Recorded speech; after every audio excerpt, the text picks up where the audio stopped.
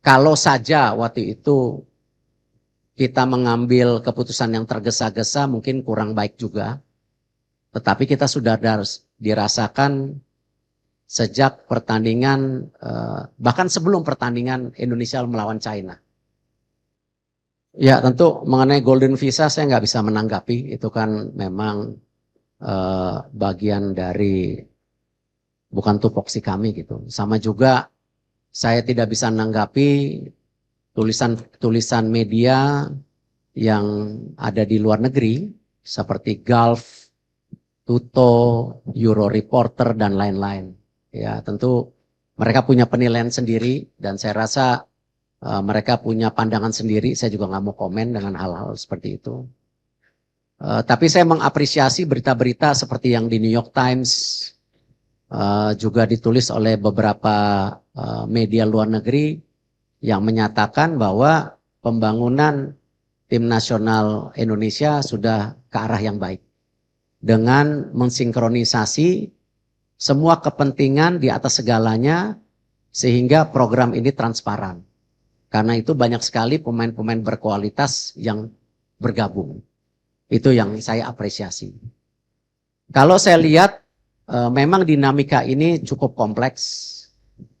Kalau saja waktu itu kita mengambil keputusan yang tergesa-gesa mungkin kurang baik juga. Tetapi kita sudah dirasakan sejak pertandingan, bahkan sebelum pertandingan Indonesia melawan China. Ya, cuman waktunya terlalu mepet waktu itu. Waktunya terlalu mepet dan ya yang terbaik ya hari ini. Karena kita masih punya waktu hampir 2,5 bulan untuk persiapan. Karena saya juga tidak mau ya mengambil sebuah keputusan yang membuat tentu keadaannya tidak baik. Nah, cuman dengan segala evaluasi perhitungan, waktu 2,5 bulan ini cukup.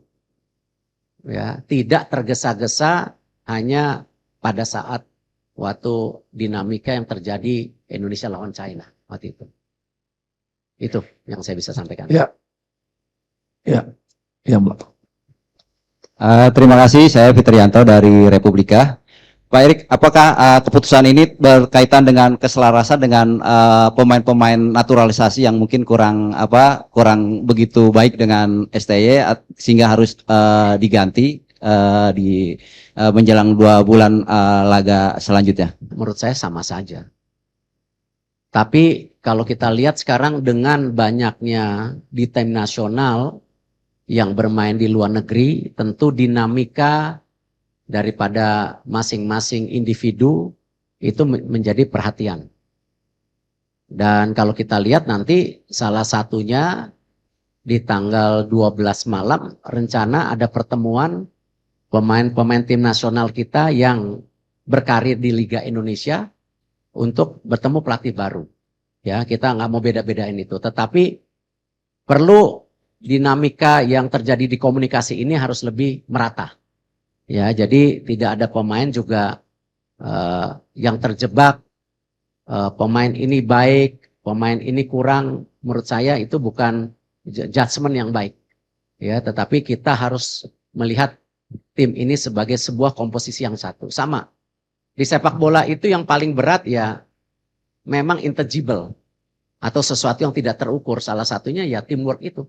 Kekompakan antara pemain, pelatih, ya PSSI dengan tim, PSSI dengan pelatih itu paling dinamika yang tentu menjadi tolak ukur yang tidak mudah diprediksi. Tetapi yang tadi saya sampaikan, kalau kita coba sebaik-baiknya, paling tidak titik-titik ini kita bisa kurangi gitu. Ya salah satunya komunikasi yang saya sampaikan tadi, ataupun bagaimana tactical issue yang seperti ditulis oleh beberapa media Eropa, tetapi itu tidak menjadi judgement, ya, tetapi itu menjadi bagian evaluasi. Gitu. Ya.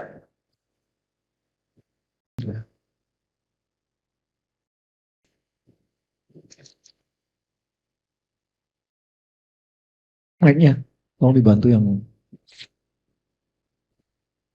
Cek. Selamat siang Pak Erik, saya Sony dari Kumparan.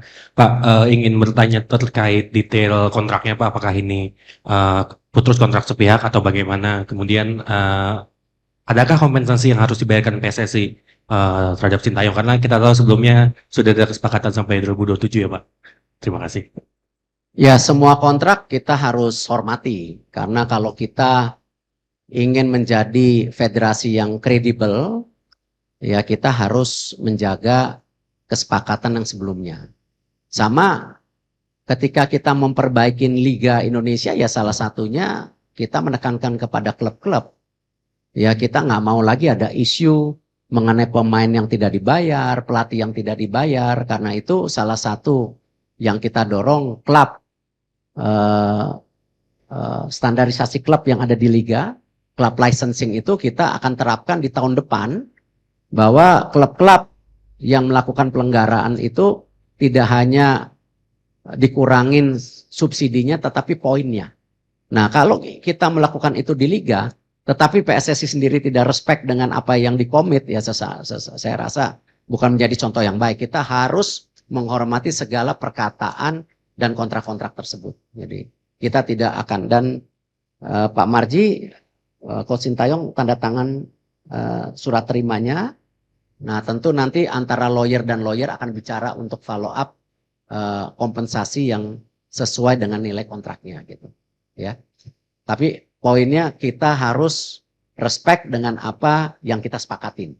Ya, tidak boleh kita sebagai bangsa yang tidak menjaga kehormatan kita, apalagi federasi kita sedang dalam posisi tinggi-tingginya sekarang di mata internasional. Jadi kita harus jaga itu. Ya. Baik nih. Selamat siang Pak Erik. Tadi sudah dipastikan ya. Oh, saya Heri dari bola.com. Maaf, terlalu semangat nih. Dalam beberapa hari terakhir setelah isu pemecatan Sintayong kan muncul di beberapa media sosial bahwa ada nama-nama yang muncul. Ada yang menyebut Patrick Kluivert, ada yang menyebut ini itu. Mungkin bisa dipastikan siapa Pak penggantinya Sintayong di timnas Indonesia. Kemudian kedua untuk Pak Marji, tadi pagi disebutkan Pak Marji bertemu dengan Coach Shin. Mungkin apa yang disampaikan Pak Marji kepada Coach Shin mungkin, dan apa yang disampaikan Coach Shin kepada Pak Marji bisa diceritakan. Itu aja, terima kasih. Pak Marji, silakan Pak Marji.